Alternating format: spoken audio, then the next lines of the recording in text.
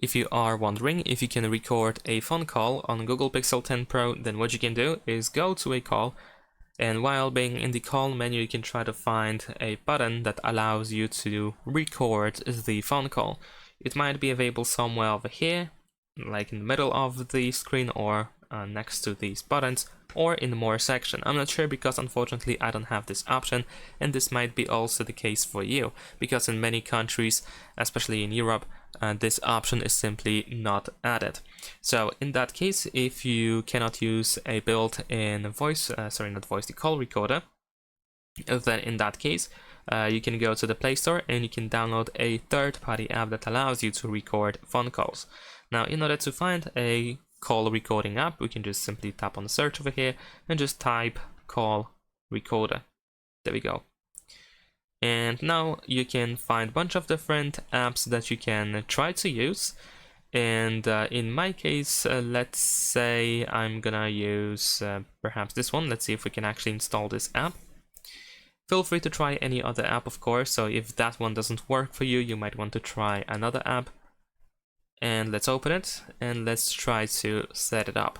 Usually these apps allow you to easily set them up, but just by following instructions on the screen. So you can make sure that you do that. Of course, we need to grant all the permissions for the app. And over here you might want to switch to the call recorder app. Let's set as default. And then also we need to allow the app to run in the background. Now over here we also have settings, I believe. I'm not sure if we can actually open them. Maybe if we reopen the app, and essentially if the app is running in the background, then we should be able to record our phone calls. So after that, once you have the app and once it is running, you can try to simply make that phone call recording. Just make a call and see if it works.